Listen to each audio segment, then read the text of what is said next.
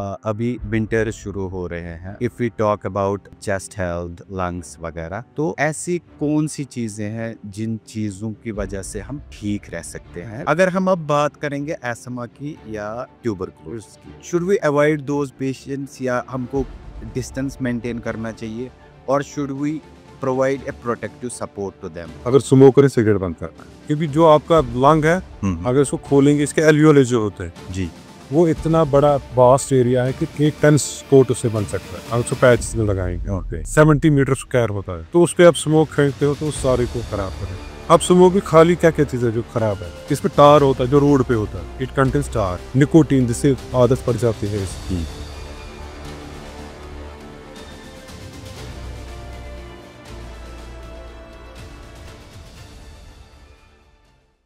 तो आज बात हो रही है रेस्पिरेटरी सिस्टम की। Breathing is life, from persistent coughs to deeper respiratory conditions. This conversation is about science and stories and the steps we can take to protect our lung health.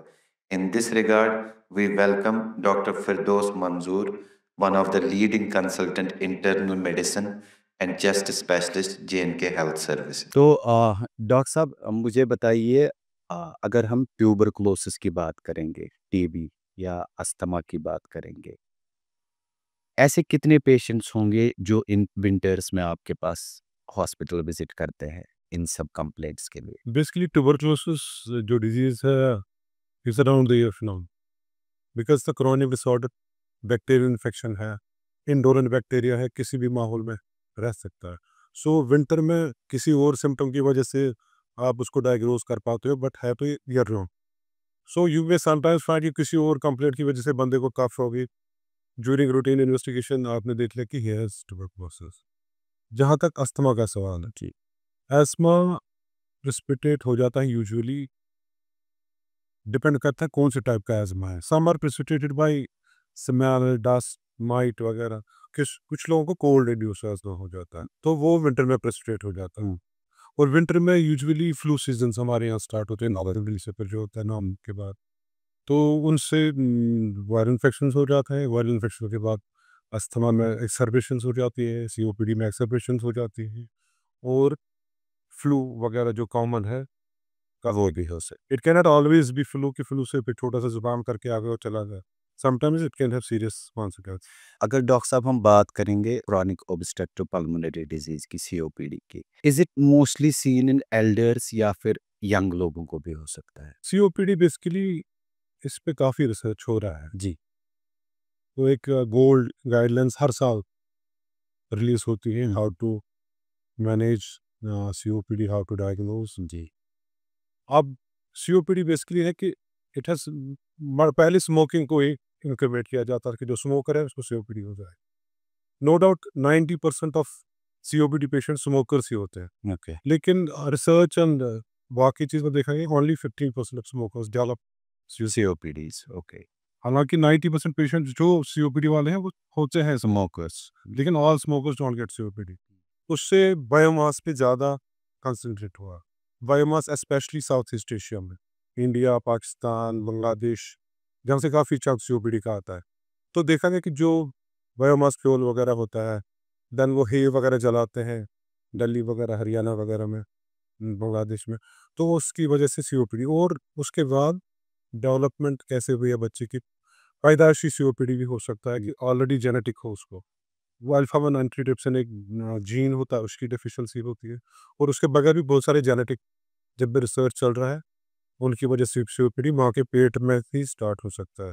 फिर बचपन में अगर बार बार इन्फेक्शन होते हैं, या माँ की हेल्थ ठीक नहीं है, माँ को इन्फेक्शंस है, माँ ने स्मोकिंग की है ड्यूरिंग प्रेगनेंसी, या एब्यूज वगैरह ड्रग का कुछ हो रहा है, तो उसके चांसेस है कि बच्चों को सीओपीडी हो जाए। सोचती ग्रेडिंग सीओपीडी की अब ऐसे हुई है। अदरवाइज जो स्मोकिंग और ये वगैरह, तो ये later part of the life में प्रेजेंट है। सो जेनेटिकली भी प्रूवन है ये कि जेनेटिकली ये हो सकता है। जी, that can run in families alpha 1 antitrypsin deficiency की वजह से। अगर हम डॉक्टर साहब अस्थमा की बात करेंगे, तो इज इट ट्रीटेबल और manageable only once it is diagnosed? इसकी डेफिनेशन में ही बेसिकली इसका आंसर है। जो सीओपीडी की डेफिनेशन है उसको लिखा है कि it is a preventable and treatable disorder.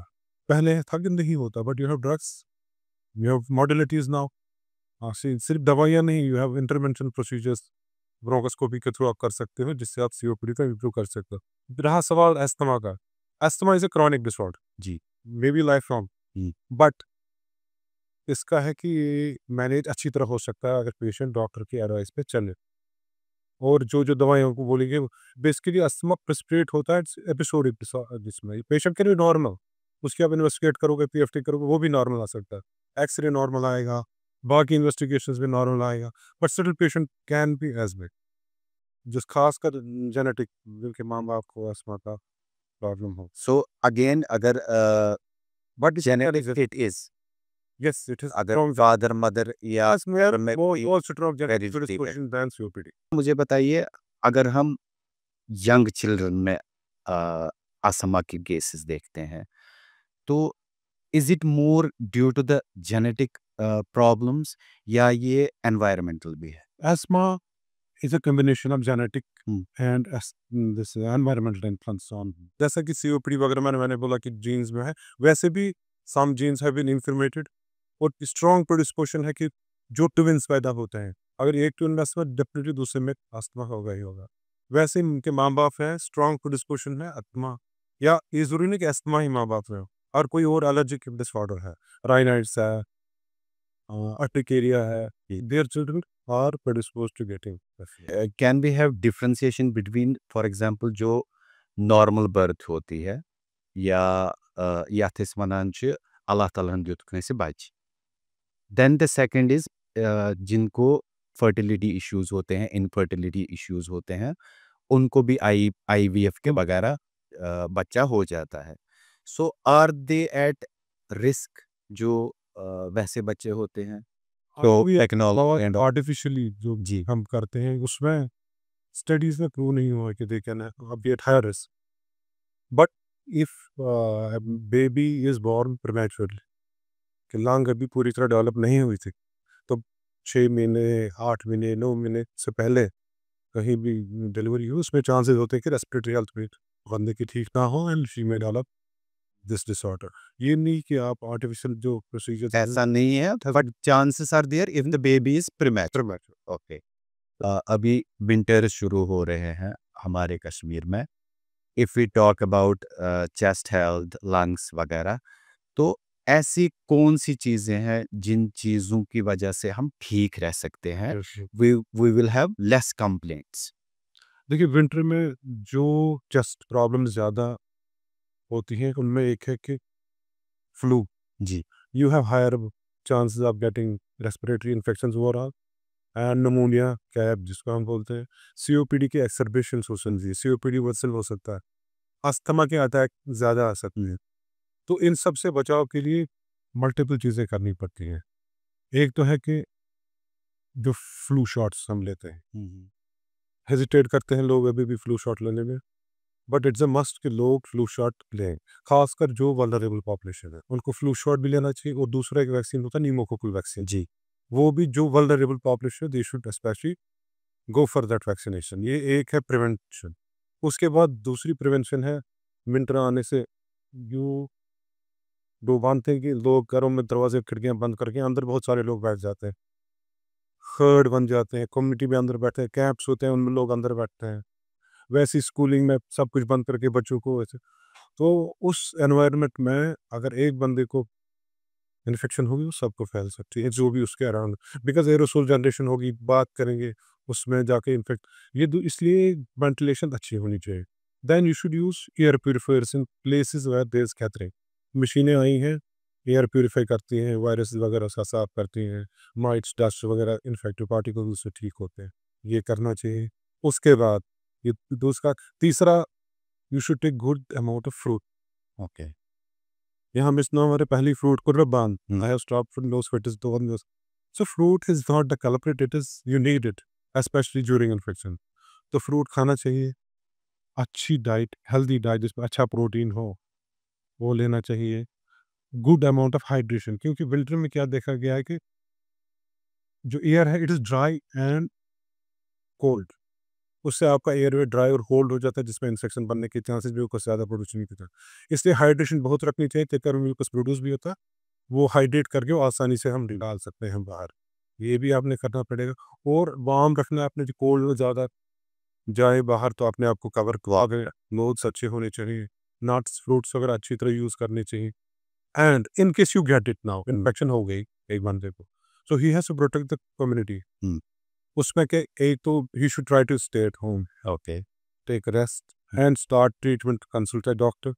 और दूसरा, दूसरों को इन्फेक्शन फैलान ना फैलाने के लिए क्या क्या करना पड़ेगा, he should use a mask. और कफ अवॉइड करें, अगर स्नीज हो रहा है तो जी। और ऐसे में करें, नॉट ऑन हैंड्स वगैरह ऐसे बंद कर, क्योंकि कैन ट्रांसमिटेड लेटर। और फ्रीक्वेंटली हैंड वॉश करना चाहिए। वो जी, हाँ, सबसे बड़ी है स्मोकर, अगर वो जी। स्मोकिंग का सबसे पहले लॉजिक तो बनता नहीं कि कोई सिगरेट पीने का कोई आपके पास रीजन है। अब अगर कोई स्मोकर है भी, ideally he should quit it, because smokers have more tough time with the others. सो ये चीज़ें हैं जो हमको कुछ डूज एंड डोंट्स है जिन पे हमको काम करना चाहिए to avoid all these things. एक और चीज़ है डॉक्टर साहब, जैसे हम अपने कश्मीर की ही बात करते हैं फ्रूट्स को लेके इन विंटर्स, मोस्टली कहते हैं कि फ्रूट जब आया इसको बॉयल करके खाओ या पहले गर्म करना है इसको तब खाओ। इज इट नेसेसरी और we can just have it? Fruit गर्म करने की जरूरत नहीं, it should not be frozen. Okay. So if it is frozen, keep it for some hours. धोना तो है ही, you have to clean it water, but no need immersion वगैरह करने की जरूरत नहीं है, but it should be kept without freeze, then it should be cleaned properly and utilized. We can take yes. सो डॉक्टर साहब, दूसरी एक मिथ जो है हमारी सोसाइटी में, that is related to the vaccination. Some people say कि it is important, some people say it is not important. तो what is your perspective as an expert कि शुड वी टेक इट और not? One second myth is there कि अगर हम एक बार लेंगे ये वैक्सीन तो हमें लाइफ लॉन्ग हर साल लेना पड़ेगा। वी हम लोग इसके ना रेजिस्टेंस बढ़ जाती है बॉडी में। तो Like, सबसे फैक्ट पहले क्या है? we should know what actually vaccine है क्या। हम्म, वैक्सीन दो टाइप के होते हैं, जी। खासकर जो हम फ्लू वैक्सीन की बात करेंगे। एक तो इनएक्टिवेटेड वैक्सीन, दूसरा किल वैक्सीन एंड कमजोर किया हुआ वैक्सीन, कश्मीरी में समझाऊं। ठीक। ये वैक्सीन हम देते हैं, वैक्सीन होता है वायरल प्रोडक्ट है। ये ग्रो कैसे किया जाता है, एग में ग्रो किया गया, अब टेक्निक्स, रिकमेंडेड टेक्निक्स आई हैं, जेनेटिक टेक्निक से बनाए जाते हैं। तो वैक्सीन, इसलिए वैक्सीन एक वायरस का ही प्रोडक्ट होता है, ठीक। जिसको हम कमजोर पर from the same family. Body में एक सब क्लिनिकल इन्फेक्शन जैसा क्रिएट करते हैं, ताकि इन्फेक्शन भी ना हो और पेशेंट में जब ये जाए अंदर तो ये वहाँ पे एंटीबॉडीज पैदा करे, उससे आप डिजीज कंटैक्ट नहीं करेंगे। अगर करेंगे भी सीवियरिटी नहीं होगी। ठीक है। अब इसे वैक्सीन बहुत से टाइप के आते हैं। एक तो इंजेक्शन करते हैं, जी। नेजल वैक्सीन आता है, तो नेजल लाइव होता है, तो so you have to avoid it in people जो ज़्यादा इम्यूनो कॉम्प्रोमाइज हैं, प्रेग्नेंट लेडीज हैं, उनमें यही वैक्सीन लगाना चाहिए जो इंजेक्टेबल आता है हमारे। So the crux is you have to give it, and specially people जिनके क्रॉनिक डिसऑर्डर हैं, ये उनके लिए मैं ज़रूरी बोलूँगा, जिनको हाइपरटेंशन है, जिनको डायबिटीज़ है, जिनको क्रीनल फेलियर है, जी। जिनको न्यूरोलॉजिकल डिसऑर्डर्स हैं, जिनको मैलिग्नेंसीज, कैंसर्स वगैरह हैं, जिनके इम्यूनिटी कमज़ोर है। वैसे भी विंटर में इम्यूनिटी कमज़ोर हो जाती है, will come to it later on. और जो ऐसे दवाइयों पे हैं जिनसे इम्यूनिटी वीक हो, जैसे स्टीरॉइड्स पे हैं या इम्यूनो सप्रेसिव ड्रग्स पे है, उनको फ्लू शॉट लेना ही लेना है। Is it better for those persons having psychiatric comorbidity? Of course, जिससे कोमोडिटी वो भी दवाइयाँ लेते होंगे, एग्जैक्ट। उनकी हाइजीन भी प्रोबेबली अच्छी मोस्ट ऑफ द टाइम्स नहीं होती, उनको प्रोटेक्शन होनी चाहिए। So they need to have, and what is the right time to have it? Yes yes, this is a very good question. This is basically two hemispheres होते हैं, northern hemisphere and southern hemisphere. जी। उनका अलग time पे आता है flu season, हमारा अलग टाइम पे फ्लू सीजन आता है। स्पेशली कश्मीर में flu season starts by fall of autumn.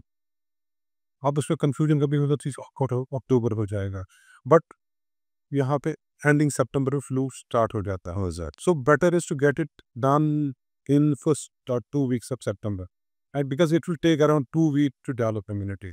Ji. By that time, जब flu season आएगा, you will be already So started it is to use. always advised to do it जब when it winter is coming, Yes, before that. because it will take round about 1 to 2 weeks 2 weeks it takes. जब से असर होना शुरू हो जाएगा. And doctor साहब हम कभी कभी ना कहते थे लाइक एनिमल्स को फ्लू हो गया या चिकन्स को फ्लू Swine हो को गया. हो गया. Is it communicable? Some of the parents are transferable हुए थे, pandemics भी हुए थे, बर्ड फ्लू से, स्वाइन से. जी. जोर इज कम्युनिकेबल. communicable. अगर हम अब बात करेंगे एस्थमा की या ट्यूबरकुलोसिस की, should we avoid those patients या हमको डिस्टेंस मेंटेन करना चाहिए, और should we provide a protective support to them कि कहीं दूसरे बंदे को भी ना हो जाए? जो आपके एस्मा और अगर वायरल एलिमेंट्स में आप पेशेंट से थोड़ा कुछ टाइम के लिए कम्युनिकेशन काम करते हैं, उससे थोड़ा मेंटेन डिस्टेंस करते हैं, दैट इज एडवाइजेबल. बट जो आपका ट्यूबरकुलोसिस का पेशेंट है या ब्रोंकोएल्मा का पेशेंट, ब्रोंकोएल्मा पहले मैं बताऊं ये जेनेटिक है, एनवायरमेंटल इन्फ्लुएंस थोड़ा है, बट ट्रांसमिसेबल डिजीज नहीं है. नहीं. ओके. कि मे बी हार्बरिंग है इन्फेक्शन जो आपको हो सकता है, लेकिन जो पर्सनल डिजीज है एस्मा वो आपको ट्रांसमिट नहीं कर सकता. ट्यूबरकुलोसिस ट्रांसमिसेबल डिजीज है as long as patient is expecting या उसके थूक में, उसके बलगम में माइक्रोबैक्टीरियम जो ट्यूबरकुलोसिस जो डिजीज करता है वो है. तो उसमें भी प्रिकॉशन लेके आप you can sit with him, but with precaution. Mask को जब तक वो स्प्यूटम नेगेटिव हो जाए फिर वो इन्फेक्ट नहीं कर सकते. बट आइसोलेशन वाला या पुराने ज़माने में सैनिटोरियम्स वगैरह कहते हैं, that is not a concept ना. डॉक्टर साहब कल ही की बात है, आई थिंक 3rd और 2nd अक्टूबर को I saw some circular from directorate of health services के 2 साल से कम बच्चों को या बच्चों को एडवाइस कर रहे हैं हम कि डॉक्टर्स को कि इनको कफ सिरप्स ना दे and provide some other alternatives, या फिर नॉन फार्माकोलॉजिकल इंटरवेंशन से अगर ठीक हो सकते हैं, लुक इनटू दैट. सो उसमें क्या दिक्कत है एक्चुअली? बेसिकली कफ फॉर्मुलेशंस यूज़ करने में या तो वेट कफ होती है, इंसान को प्रोडक्टिव स्पूटम होता है, या ड्राई कफ होती है. या आदमी को इरिटेशन वजह से, एलर्जी की वजह से ड्राई कफ होती है. जो छोटे बच्चे होते हैं यूजुअली उनमें एक इन्फेक्शन होता है, आरएसवी बोलते हैं, रेस्पिरेटरी सिंसिटियल वायरस, ब्रोंकोलाइटिस वगैरह, क्योंकि एयरवे ऑलरेडी छोटी होती है इनकी. जी. ठीक है, तो that can be managed by other means, hmm. Bronchodilators देके, स्टीम नेबुलाइजेशन देके, या मेडिकेशन नेबुलाइजेशन. जो कफ सिरप जिनके बारे में बात करें, it hasn't seen it, they have deleterious effect on young people, especially 2 years से छोटे हैं, उनमें साइड इफेक्ट्स काफ़ी इनमें आते हैं. So it has to be usually otherwise also avoided. Okay. तो due to its side effect जो ज़्यादा है.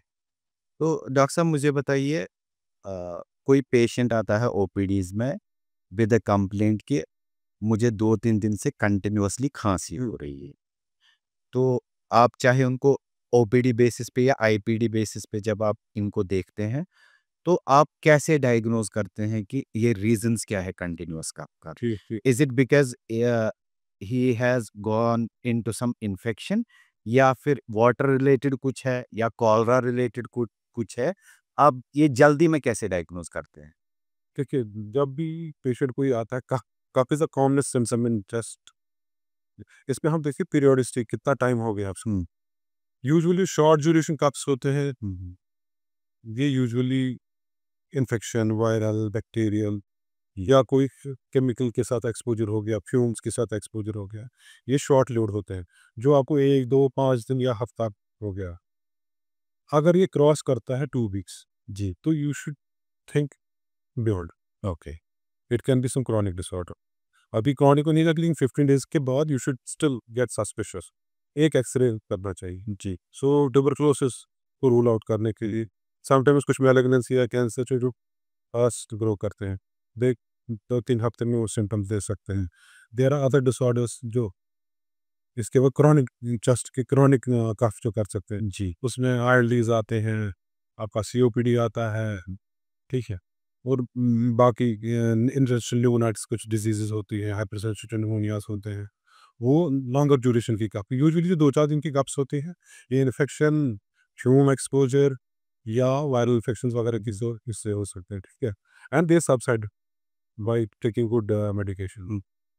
तो डॉक्टर साहब अगर हम बात करते हैं एयर प्यूरिफायर्स की, इज इट प्रूवन कि एयर प्यूरिफायर्स हेल्प अस और it's just a marketing gimmick? Air purifiers जो अच्छे, अब तो you get here and there, every but good purifiers, they really definitely work, हाँ। Work like your AC works.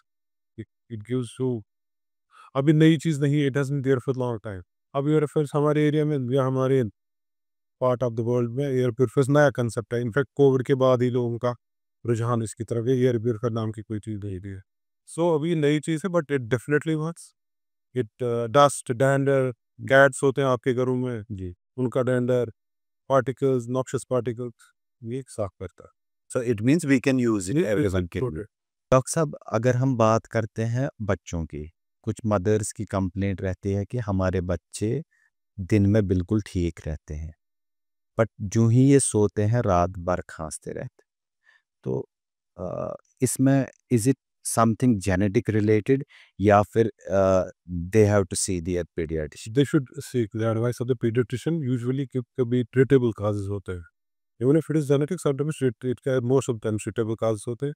और खासकर इनके एडनॉइड्स वगैरह होते हैं, अपर रेस्पिरेटरी ट्रैक्ट में सिक्रीशंस बनती है जो रात को ट्रिकल डाउन होकर कफ प्रोड्यूस कर सकते हैं। ट्रांसाइनसिस, नोज, एडिनॉइड्स होते हैं बच्चों के, जी। तो upper part of the so can we say कि ये रात को थोड़ा सा एग्रीवेट एग्रीवेट किया जाता है। वैसे भी चेस्ट कंडीशन बहुत सारे जब लाइंग डाउन होते हैं, ये एग्रीवेट हो सकते हैं।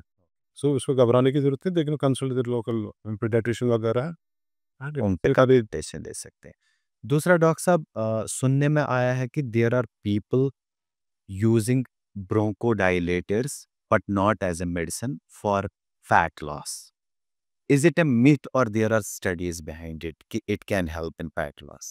For fat loss, you have good treatments available now in the market. और वैसे this is totally bad. Okay. Use bronchodilators for bronchodilation only, not for losing fat. So It does there is nothing no, no. to do with fat loss and all that. And अगर हम doctor साहब बात करेंगे जो elderly males है during winters, who are already diagnosed with some chest infection या lung में कोई problem है, तो उनको जब एग्रीवेट हो जाती है ये चीजें ड्यूरिंग विंटर्स, तो what is the first thing family should do? जो ही कोई बंदा जिसको ऑलरेडी सीओपीडी, एल्डरली खासकर, या कोई और लंग डिसऑर्डर, अब सीओपीडी नहीं है, उसको आईएलडी भी हो सकता है, अदर टाइप ऑफ क्रॉनिक निमोनियाज हो सकते हैं, जी। या कोई ऑटो इम्यून डिसऑर्डर या bronchial asthma for that matter हो सकता है। अगर पेशेंट नॉर्मली ब्रीथ कर रहा है, जी। ब्रीदिंग प्रॉब्लम्स नहीं है, स्वेलिंग नहीं आ रही है, जी। पीला ये नीला नहीं पड़ रहा है बंदा, हम्म। हार्ट रेट ज़्यादा नहीं हो रही है, रेस्पिरेटरी रेट या सांस लेने की जो गति है वो ज़्यादा नहीं बढ़ती है, तो पेशेंट को घर पे ही रख के आप मैनेज कर सकते हैं आफ्टर कंसल्टिंग ए डॉक्टर। लेकिन अगर इन चीज़ों में किसी में भी थोड़ा हार्ट रेट बहुत ज़्यादा लग रही है, सांस जल्दी जल्दी ले रहे हैं, फीवर बहुत ज़्यादा आ रहा है, स्किन, लिप्स या हाथों का कलर नीला पड़ रहा है, जी। तो ऐसे क्या पेशेंट अना उधर उधर की बातें बोलने लगे या altered sensory जिसका हम बोलें, तो they should immediately shift the patient to the hospital, because it can be respiratory failure या एक्यूट एक्सरबेशन ऑफ जो उनको सीओपीडी है उसकी हो सकती है, या एक्सरबेशन ऑफ ब्रोंकियल एज़मा हो सकता है, या अंडरलाइंग डिसऑर्डर में कोई सुपरएडेड इन्फेक्शन हो गया है, निमोनिया हो गया है, जी। Anything can go to the hospital. So कुछ मदर्स का ये भी कहना है कि ड्यूरिंग विंटर्स खाना खाने के बाद दे अवॉइड कि अगर बच्चे को बेदिंग के लिए लेना है या कुछ, विद दिस फेयर कि इसको नमूनिया मत हो जाए। इज इट अ मिथ और there is some connection? Pneumonia basically एक इन्फेक्टिव डिसऑर्डर है, चाहे वायरल निमोनिया है, बैक्टीरियल स्कैब जिसको बोलते हैं आप, सो जिसका आप इसमें नहाने के साथ क्या ये जोड़ा गया, कनेक्शन है, हाँ। दस कोई साइंटिफिक नहीं। ओके। तो वैसे भी नहाना पहले चाहिए, सुबह मॉर्निंग में खाना खाने के बाद वैसे भी नहाने की जरूरत तो नहीं पड़नी चाहिए। So otherwise there is no बच्चे को भी नहाओ, उसकी अभी खिलाया होगा, छोटा बच्चा हो, उसको लिटाओगे, एक्सपिरेट हो सकता है, फिर बोलेंगे नमूनिया हो गया, अदरवाइज ये कम कंटेंट कभी ऊपर आ सकते हैं अगर हैंडलिंग वैंडलिंग बच्चे को करें। इससे पहले नहाना चाहिए, खाने के बाद नहाने की क्या ज़रूरत है? दूसरी एक चीज़ इस टाइम सोसाइटी में है वो ये कि those who have taken Covid vaccines, कहीं इनको कोई हार्ट अटैक का खतरा तो नहीं है, या आगे जाके they will form some kind of disease? देख, has there been cases which has been reported, या ऐसा कुछ? प्रूव नहीं है, okay. It's that's not been proven, but it has protected people. COVID vaccination ने लाखों करोड़ों लोगों को वर्ल्ड ओवर बचाया है कोविड से। इनफैक्ट कोविड जो वैक्सीन बनाया गया है, जहाँ भी सीरम इंस्टीट्यूट ने बनाया, फाइजर वगैरह वर्ल्ड में बनाया, it has been used by millions, in fact more than millions, billion ना बता सकते हैं। सो उनमें से जो फिर ऐसा कुछ? टेस्ट कुछ नहीं हुआ। अब कोई रिपोर्ट है, कोई बंदा बीमार है, कॉन्कॉमिटेंट इलनेस है, उसको वो मर गया, ये कुछ भी एट्रीब्यूट किया जा सकता है। इससे जी थ्रोम्बोएम्बोलिज्म होता है, प्रोन नहीं है। अदरवाइज प्रूवन लॉन्ग कुछ नहीं है। 2-3 शॉट्स हम्म, आई तो ऐसा कुछ नहीं है। तो डॉक्टर साहब, मुझे बताइए, जैसे कि कोई बंदा है, ही इज वेल, फिजिकली ठीक है, साइकोलॉजिकली ठीक है, अब अचानक से किसी दिन ये खांसता है, and with his spit he find some blood, what is the first thing he should do? He should consult a doctor, number 1, and he should not panic. Okay, कि कोई भी ब्लड आना टीबी या कैंसर नहीं होता है। Okay. In fact हमारे setup में ट्रीटेबल काजेस है। जी। अगर आप वेस्ट की तरफ जाएंगे, वो हेमोप्टिस या खून आने को पहले बोलते जी रूल आउट करेंगे मेलिग्नेंसी, लेकिन यहाँ पे हमारे में मोर कॉमन है ट्यूबरक्लोसिस की वजह से आता है नंबर। बट जो ब्रोंकाइटिस होता है जी। या का कॉमन थ्रोट फेरिंजाइटिस हो गया, ब्रोंकाइटिस हो गया, लैरिंजाइटिस हो गया, अगर उसमें भी इंसान ज़्यादा कफ वफ करेगा, हेमोप्टिस हो सकती है एपिसोडिक 1-2। बट जब भी हेमोप्टिस हो, इवैल्यूएट करना चाहिए। देन डॉक्टर के पास जाएंगे, उनका एक्सरे लेंगे, ज़रूरत पड़ी तो सीटी स्कैन भी। Those things are important. हाँ, यू शुड इवैल्यूएट। हेमोप्टिसिस को लाइटली नहीं लेना चाहिए, but most of the times it is benign. तो दूसरा एक चीज है सोसाइटी में डॉक्टर साहब, लाइक कुछ लोग कहते हैं कि किसी बच्चे को, इसको ना कमर से पानी निकाला गया जब ये छोटा था, is it they are talking of something else, या फिर ये प्लूरल एफ्यूजन की बात करते हैं? नहीं, अगर कमर से निकाला गया है, it can B lumbar fluid drainage जिसको होते हैं, स्पाइनल फ्लूइड ड्रेन्स हो सकते हैं, वो neurological disorder, okay. Meningitis suspect होता है, वायरल मेनिंजाइटिस, कोई भी मेनिंजाइटिस एंसेफेलाइटिस, उसमें स्पाइनल फ्लूइड हमें कमर रीढ़ की हड्डी में से निकालना पड़ता है, ओके। तो वो अलग होता है। प्लूरल फ्लूइड डिफरेंट होता है, वो हम कमर ऊपर वाले हिस्से से राइट या लेफ्ट साइड से लेते हैं, ना कि बीच में। ओके। अगर बीच में एंड ये किन लोगों को ज्यादा हो जाता है, ये प्लूरल एफ्यूजन? अच्छा, प्लूरल फ्लूइड की बात करें, इसके भी बहुत सारे काजेस। एक सिंपल नमूनिया भी प्लूरल फ्यूजन कर सकता है, किसी बंदे को फ्यूजन हो गया बिकॉज ऑफ नमूनिया, या ट्यूबरक्लोसिस, वहाँ पे कॉमन काज डिफ्यूजन। फिर मेलिग्नेंसी, आपके कैंसर्स वगैरह, उससे भी फ्यूजन हो सकता है।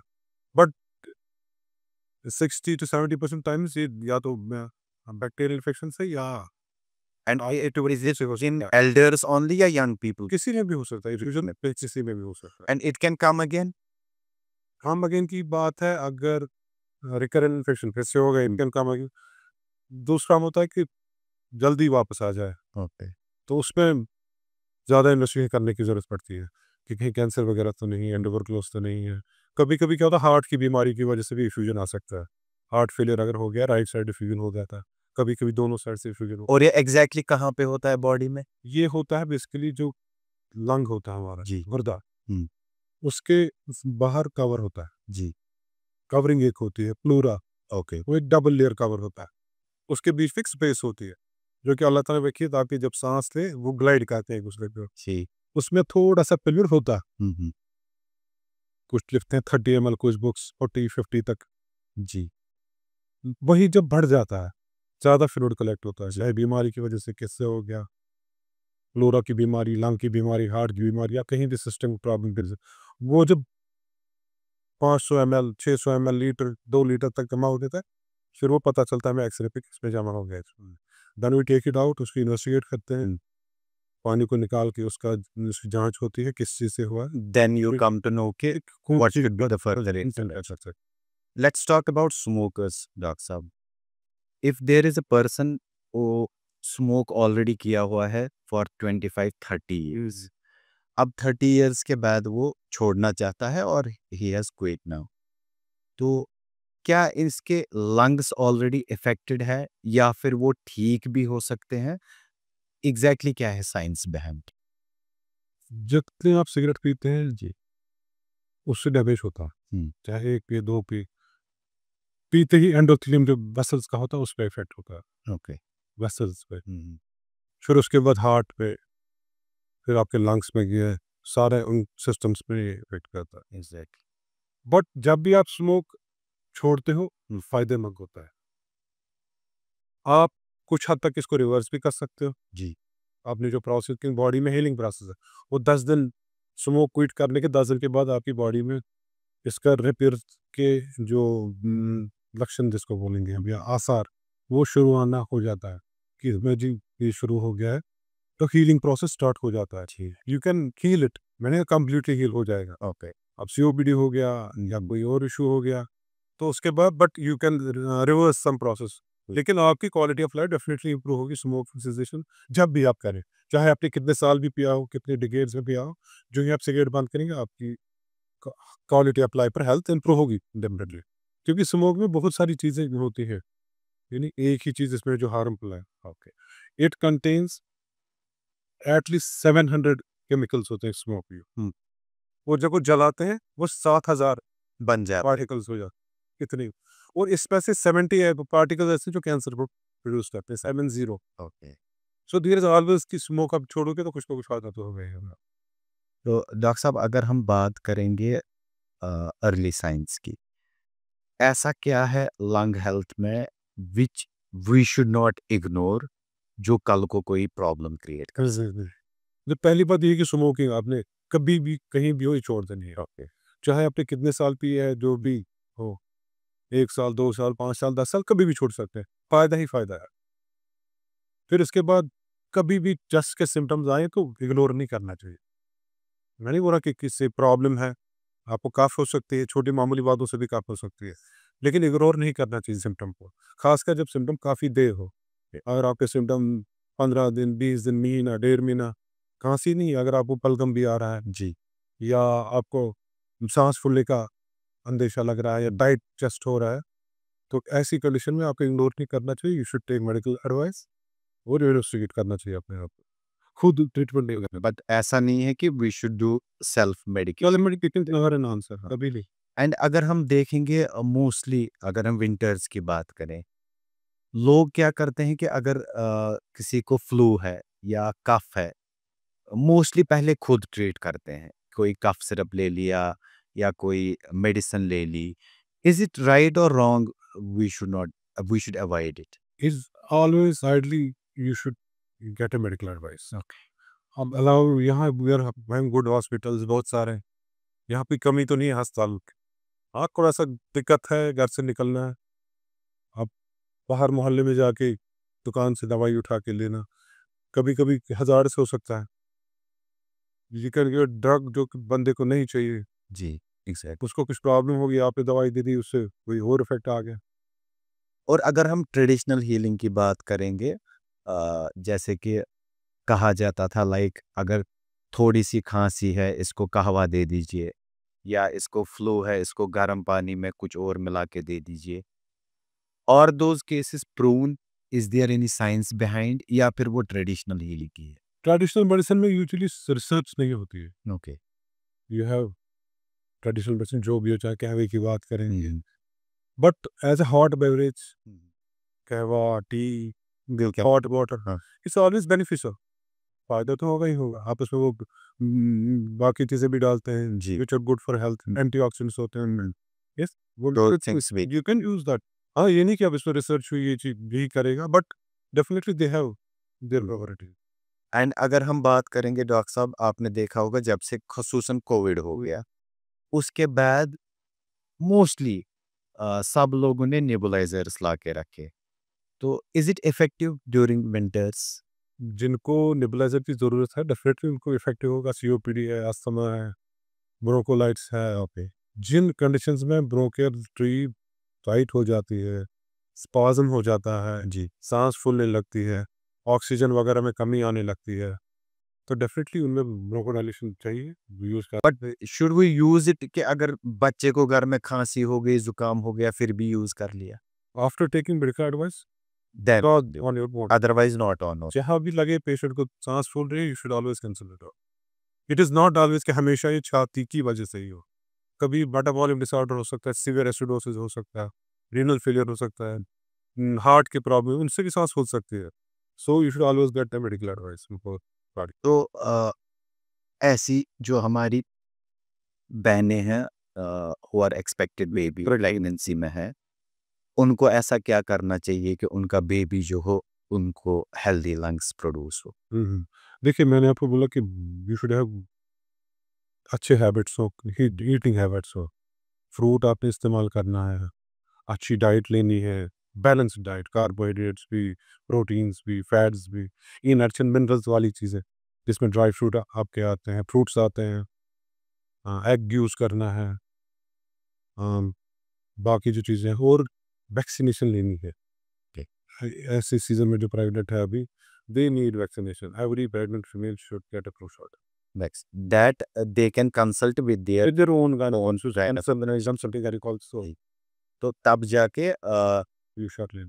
वो उनको ये मुतमईन रहेगा कि now our baby will be healthy. वो अपनी हाइजीन मेंटेन करनी है, डॉक्टर की एडवाइस पे चलना है, बाकी मेडिकल कंडीशंस जो अपने हैं, उनको थायराइड वगैरह की प्रॉब्लम से बच्चों पे इफेक्ट हो सकता है, या कोई ऐसी दवाई जिससे बच्चे पे पेट वो बंद करवानी है आफ्टर कंसल्टिंग देयर गायनेकोलॉजिस्ट, या जो भी मेडिकल डिसऑर्डर है, या हाइपरटेंशन है, डायबिटीज़ है, उसको चेक में रखना है, तो बच्चे पे हाँ सर। डॉक्टर साहब अगर हम देखेंगे ब्रेन के बारे में या हार्ट डिजीजेस के बारे में, people think those things on priority, और अगर लंग्स में कुछ प्रॉब्लम है या चेस्ट में कोई इन्फेक्शन है, दे टेक इट लाइकली कि मामूली छुस सांस यिवान या जुकाम छुस नजल छुस ये हो जाएगा। What should people do? हर एक सिस्टम इम्पॉर्टेंट होता है, जी। जैसे कार्डियक सिस्टम इम्पॉर्टेंट है, न्यूरो कार्डियक में एक चीज़ है कि ये टाइम नहीं देता ज़्यादा इंसान को, एमआई हो गया तो ये डेफिनेटली जल्दी जल्दी हॉस्पिटल जाएं, लेकिन कफ भी जानलेवा हो सकती है अगर किसी खतरनाक चीज़ की वजह से उसी, तो उसमें भी सीरियसली लेना चाहिए। अब ये नहीं कि एक दो दिन की कफ है, you should consult a doctor definitely. ये नहीं कि दब जाएगी खुद होगा, ऐसे होगा, या चेस्ट के बाकी जो आपको सांस फूलने की तकलीफ आई, या चेस्ट टाइटनेस हो गई, खून आ गया मुंह से, ये भी सीरियस इश्यूज हो सकते हैं। सो जब भी ऐसी चीज़ें हों, मेडिकल एडवाइस लेनी चाहिए। तो ऐसा नहीं है Hesitate you should take it नहीं, फॉर फाइटली नीड। ऐसा नहीं है। तो ऐसे कौन से सिम्टम्स है डॉक्टर साहब अगर जिससे घर में एटलीस्ट एक कॉमन इंसान को पता चले कि अगर चेस्ट में उसको कुछ हो रहा है, इट्स इन द लंग्स या चेस्ट में कोई इन्फेक्शन है and it's not heart involve नहीं। ऐसे it's very difficult even for a doctor before investigations to attribute some कुछ चीज़ें कि आप ये हार्ट से एट्रीब्यूट करोगे या छाती से एट्रीब्यूट करोगे। मोस्ट ऑफ द टाइम्स तो होती है, नमूनिया हो गया, आपने एग्जामिन करते हैं, पता चल गया फ्लू है, पता चल गया कौन आ रहा है, यूजुअली पता चल जाता है किससे आ रहा है, या छाती में सांस फूल रही है, आपको चेस्ट के एग्जामिनेशन से पता चलता है बीज आ गई तो भी। लेकिन कुछ चीज़ें हैं वो जो हार्ट से भी हो सकती है, छाती की वजह से भी। खांसी अगर रात को होती है आपको, वो दोनों वजह से हो सकती है, हार्ट की वजह से भी हो सकती है, छाती की वजह से भी हो सकती है। छाती में दर्द हो गया, खासकर सेंट्रल दर्द हो गया, वो ज़्यादा कार्डियक हिसाब में जाना चाहिए हमें, वैसी एडवाइस लेनी चाहिए। लेकिन छाती की चीज़ों से भी दर्द हो सकता है, ओके। और लेकिन वो सेंट्रल यूजुअली नहीं होता है, या सांस फूलने की तकलीफ बन गई, चेस्ट टाइटनेस हो गई, जी। ये सारा हार्ट से भी हो सकता है और इससे भी, इसलिए डॉक्टर को कंसल्ट करना बहुत ज़रूरी होता है ऐसी सिचुएशन। To rule out. और हार्ट से आ रहा है और यहाँ से आ रहा है, अगर छोटी मोटी मामूली कफ है यू कैन वेट, बट ऐसे अगर ये है you should immediately consider. Doctor साहब एक और चीज़ है कि लाइक ब्रीदिंग की अगर हम बात करेंगे, तो ब्रीदिंग इज कंसिडर्ड, अगर हम डीप ब्रीदिंग देखेंगे, ए मिरेकल मेडिसिन फॉर एवरीवन, चाहे एक्सरसाइज की बात हो या और कोई चीज़ हो। अगर एंग्जाइटी होती है कभी, उसको भी रिकमेंड करते हैं आप डीप ब्रीदिंग कर लो, आप ठीक रहोगे। या कभी किसी का एंगर का कोई इश्यू होता है, उसको भी रिकमेंड किया जाता है आप डीप ब्रीदिंग कर लो। डीप ब्रीदिंग का कनेक्शन क्या है विद हार्ट एंड माइंड? देखिए, दो चीज़ें, जी। पहले कंसेप्ट एक होती है फार्माकोलॉजिकल थेरेपी जी जिसमें मेडिसिन वगैरह यूज बनते हैं, लेकिन अब कंसेप्ट है कि यू यूज मेनी अप्रोचेस जी जिसमें हम रिहेबिलिटेशन बोलते हैं। जैसे सीओपीडी पेशेंट है उसको रिहेबिलिटेट करने के लिए रिहेबिलिटेशन सेंटर्स होता है जहाँ उनको एक्सरसाइज, हम्म, चाहे वो ब्रीदिंग एक्सरसाइज है, बॉडी की एक्सरसाइज है, या कूप अप कर जो क्रॉनिक डिसऑर्डर्स हैं उनमें पेशेंट को थोड़ा साइकेट्रिक इश्यूज भी आ जाते हैं मिड टाइम, क्योंकि लाइफ लॉन्ग डिसऑर्डर होता है, काफ़ी दवाइयाँ खानी पड़ती हैं। सो उनको सबों को उसमें एक रिहेबिलिटेशन थेरेपी होती है। ओके रिहेबिलिटेशन में एक्सरसाइजेस होती हैं, चाहे वो आपकी डीप ब्रीथिंग एक्सरसाइज हो या फिजिकल एक्सरसाइज का एक प्लान उनको बनाया जाता है, जी वो करें। उससे डेफिनेटली एक मेंटल लेवल आपकी इम्प्रूव हो जाती है, okay quality of life improve हो जाती है। ठीक है, वो सांस लेने में ये क्या है कि नंबर वन जो ब्रीदिंग है, पर्सनली ब्रीदिंग कराते हैं उनको, ऐसे ना मुंह थोड़ा बंद जी करके, ताकि उनको थोड़ा पीप एंड में उनका ये खुला रहे, कोलैप्स ना हो। ओके तो वैसे वो सिखाते हैं वो कैसे एक्सरसाइज करनी है, डीप ब्रीदिंग कैसे करनी है। That definitely has an effect, इससे इम्प्रूवमेंट होती है। तो डॉक्टर साहब ओवरऑल बता दीजिए कि एक इंसान को लंग हेल्थ मेंटेन करने के लिए कौन सी चीजें हैं जो करनी चाहिए। सबसे पहले अगर स्मोकर है सिगरेट बनता है, ठीक ठीक है, क्योंकि जो आपका लंग है, हम्म, अगर इसको खोलेंगे, इसके एल्वियोले जो होते हैं, जी वो इतना बड़ा वास्ट एरिया है कि कई टेनिस कोर्ट इससे बन सकता है ओके अगर उसको पैच में लगाएंगे। ओके 70 मीटर स्क्वायर होता है वो। तो उस पर आप स्मोक फेंकते हो तो उस सारे को खराब करे। अब स्मोक की खाली क्या क्या चीज़ें जो खराब है, इसमें टार होता है जो रोड पे होता है, जी इट कंटेन्स टार। ठीक है, निकोटीन जिससे आदत पड़ जाती है जी जैसे वेप्स वगैरह मतलब इट इज एडिक्टिव काइंड। जो वेप्स जो यूज़ करते हैं। उसके बाद इसमें टार होता है, एसीटोन होता है जो नेल पॉलिश में होता है, एस्टल्डिहाइड था, एमोनिया जो क्लीनर्स सो होते हैं, it's all chemical based. Battery water में कुछ केमिकल्स वो उसमें होते हैं, जेट प्रोपेलेंट्स में ऑयल, बहुत सारी चीज़ें होती हैं जो, या वेव्स में भी वैसी चीज़ें होती हैं जो हार्मफुल होती है। So is vape also harmful. Vape is not advised as a alternative to smoke. Okay it's vapes में अपनी चीज़ें हैं, it is less harmful than smoker smoking, लेकिन वेप्स की अपनी प्रॉब्लम्स है। वेप में भी होती है, उसमें ग्लिसरीन होती है, हाँ? और उसमें होते हैं निकोटीन होता है, हाँ उसमें फ्लेवरिंग एजेंट्स होते हैं, जी एरोसोल जनरेटिंग एजेंट्स होते हैं, उसमें आगे हीटिंग एलिमेंट्स होते so it's again not a replacement for. हैं। It is not, it is less harmful than smoking, but इसके अपने हार्म्स हैं। इससे asthma, COPD, interstitial lung disease can again harm. It can not replace smoking. So smoking बंद करनी है number one. ठीक number two, exercise regular करनी। Okay regular exercise, चाहे आप रन कर पाएँ, चाहे आप वॉक करते हैं, चाहे आप जिम में जाते हैं, एक्सरसाइज ज़रूरी करनी है। एक बैलेंस्ड डाइट ओके रखनी है, गुड हाइजीन मेंटेन करनी है। केरीज है दांतों में कुछ, उसको ट्रीट ठीक करा गया है, और है खासकर बेड सोने से पहले ब्रश ज़रूरी करना है। हैवी मील्स डिनर में नहीं लेने यूजुअली। कम लेने। हाँ, okay that can also cause problem. और फ्रूट्स वगैरह आपने यूज़ करने, प्रोटीन यूज़ करने हैं, आपने आपको क्लोथ अच्छी तरह करना है, रेस्पिरेटरी हाइजीन, मास्क वगैरह यूज़ करने हैं जब ज़रूरत पड़े, और घर का माहौल साफ रखना है। जी sir. And one more thing doctor साहब, हम विंटर्स में जब ज्यादा ठंड पड़ रही है तो कुछ लोग क्या करते हैं, कोई हीटिंग सिस्टम का यूज करते हैं विद क्लोज्ड विंडोज या क्लोज्ड डोर में। तो लास्ट टाइम आप हमने वो न्यूज़ भी पढ़ी थी कि कहीं पे लोग की डेथ हुई थी। तो उसमें क्या इशू है कि what should they do if they are cloth sir, heating system. Combustible जो हीट्स हम यूज़ करते हैं ना सारी, जी जिसमें आपने हीट जलाते हैं, वो इंडोर्स में एडवाइजेबल नहीं है। ओके अब तो रिप्लेस हो गया, your ACs, other heating gadgets. हमाम में सेफ होता है, दूसरा इलेक्ट्रिक हमाम से यू कैन यूज दैट, और you can clad yourself properly, water bottles, heating bottles use कर सकते हैं, पैड्स रख सकते हैं। बट कोल बेस्ड या बाकी इग्निशन बेस्ड जो होती हैं, जी क्योंकि usually when you use the rooms पर आप सब बैठते हैं वहाँ पे, आपको ऑलरेडी थोड़ा मेंटल कंडिशन होती है, एग्जैक्ट। ऐसे ही नींद आ गई, उधर से गैस, फिर वेंटिलेशन भी नहीं होती यू डोंट है। Save yourself that. So that is the problem. That's a problem. So we have a quick rapid fire 5-6 questions. तो आपका आंसर यस नो नन या दो चार वर्ड्स में। So that will do. हमारा फर्स्ट क्वेश्चन है rapid fire में, what do you suggest, morning walk और evening walk, what is beneficial. Walk is beneficial always, whether you take it in the morning or evening. If we have to take one only, Morning, morning verse. Okay. One food that actually helps lungs. yes. Minerals and Minerals. proteins. Okay. Proteins help Yeah. in good lung health. Yeah. Yeah. Physical running or treadmill. Physical is always sustainable. Okay. Treadmill is boring. You get used to it, then you don't do it. There are people who then use it for drying their clothes. Okay. It's always Uh, real time. Physical, Yeah. natural running. Natural running is best. Vape or cigarette. None. Nothing. Both are dangerous. Both are dangerous. Okay. Mountain or riverside chill out. Both What is good. better? Some like mountains, some like this. Both. Both are good. Yeah. Okay. Traditional inhalation or modern steamers. Modern is always scientific based, and there is when something comes out, there is improvement with time. Okay. So modern things are always better than Mhm. traditional.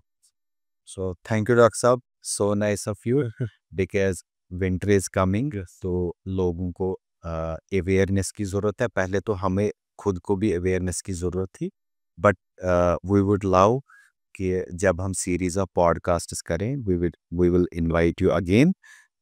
तो आपसे थोड़ा सा time उस time फिर से thank you so much. Your lungs speak quietly, but their message is vital.